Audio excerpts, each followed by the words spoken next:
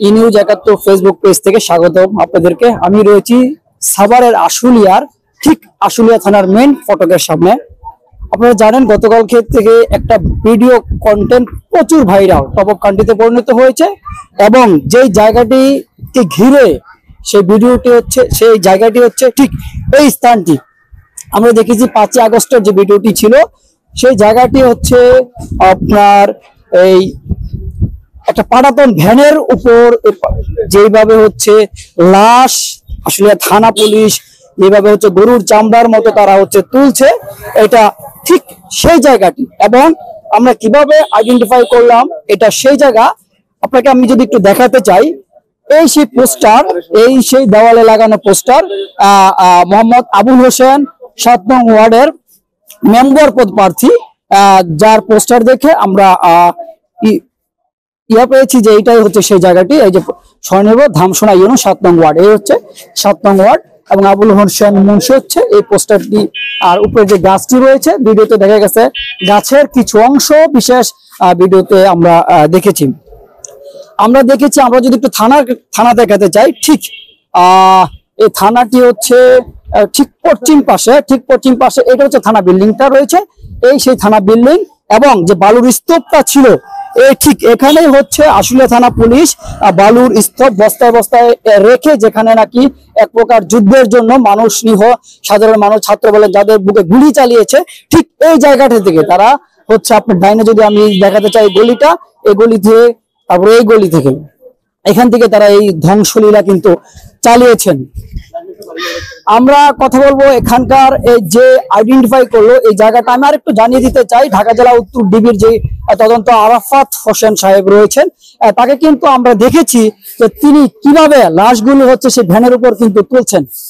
আমরা কথা বলবো একজন সংবাদকর্মীর সাথে, যিনি নাকি এই ভিডিওটার এবং সম্পূর্ণ আইডেন্টিফাই করেছেন, এই জায়গাটা নিশ্চিত করেছেন এবং সবকিছুর মূল নায়ক আমাদের এক ভাই সহকর্মী শাকিল সাহেব। আপনি বলেন, আপনারা কি জানেন কি হলো? আসলে কালকে টপ অফ কান্ট্রিতে ভিডিওটি ছিল 1 মিনিট 14 সেকেন্ডের। সেই ভিডিওটি সারা বাংলাদেশের মানুষ দেখছে, শুধু সারা বাংলাদেশের মানুষ না, বিশ্বের বিভিন্ন জায়গা থেকেও আমাকে নক দিয়েছে। তো সর্বপ্রথম হচ্ছে এপি ফ্যাক্ট চেকার সম্পাদক কদরুদ্দিন শিশির ভাই, উনি হচ্ছেন এইটা ভিডিওটার বিশদভাবে 3টি স্ক্রিনশট নিয়ে পাশাপাশি হচ্ছে উনি পোস্ট দেন যে জায়গাটা আইডেন্টিফাই করার জন্য। তো এক পাশে ছিল যে এই যে দেয়ালে একটু আগে দেখছেন আপনারা যে পোস্টারটি, এই পোস্টারটি খুবই আবছা অবস্থায় দেখা গেছে। তারপরে হচ্ছে আমার কিভাবে চোখে আসলো, তারপরে হচ্ছে সেন্ড করলাম আমার বন্ধু সংবাদকর্মী রাশিদুল ইসলাম সোহাগের কাছে। উনি খুঁজলো, অনেক খোঁজাখুঁজির পরে সেই মার একটা পোস্টার পেল। তারপরে হচ্ছে যেহেতু পোস্টার মিলে গেছে আশুলিয়ার ভিতরে হবে, কারণ হচ্ছে উনি হচ্ছে মেম্বার প্রার্থী ৭ নং ওয়ার্ডের ধামসোনা ইউনিয়নের। তারপরে আমরা হচ্ছে দেয়ালটা কোথায় সেটা খোঁজার কাজে হচ্ছে সোহাগ শুরু করে কাজটা। পরে হচ্ছে ও দেয়ালটা সেভাবে ট্রেস করতে পারে নাই, পরে আমি আসলাম ঘটনাস্থলে। রাতের মধ্যে হচ্ছে আমরা দেয়ালটা ট্রেস করি যে দেয়ালটা এটা। আর রাতের মধ্যে হচ্ছে এর আগে আপনি শুনে থাকবেন যে ওই যে অফিসার ওখানে 2 জন ছিল, একজন ছিল ডিবির, সে বিষয়ে আপনারা এর আগেই জেনেছেন। এইটুকুই হচ্ছে জানা। আর পরবর্তীতে হচ্ছে আরো কিছু ভিডিও আমরা দেখি, লাশ ওইখানে যে লাশগুলো দেখা গেছে ওদেরকে পোড়ানো হয়েছে, সেটাও ভিডিও আমাদের কাছে এসেছে। আরো কিছু ভিডিও আসছে একই ঘটনার।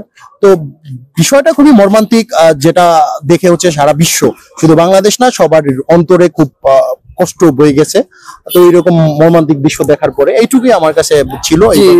ধন্যবাদ আপনাকে। আমি আরেকটা বিষয় ক্লিয়ার আপনাদের জানাতে চাই, 5ই আগস্ট যখন ছাত্র জনতা বিজয় উল্লাস সারা বাংলাদেশে চলছিল, ঠিক তখনও এই আশুলিয়া থানার সামনে কিন্তু ধ্বংসলীলা চলছিল।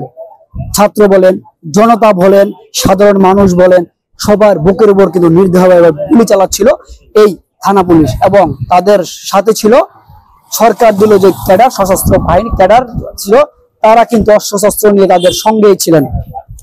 আমরা কথা বলেছি আশুলিয়া থানা পুলিশের সাথে, তারা আমাদেরকে যেটা জানিয়েছেন যে এই ভিডিওটি তারা এডিট বলে চালিয়ে দিতে চাচ্ছেন।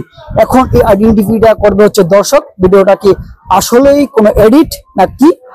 ভালো থাকবেন সবাই। সাভার থেকে আমি নেসার উদ্দিন খান, ই নিউজ ৭১।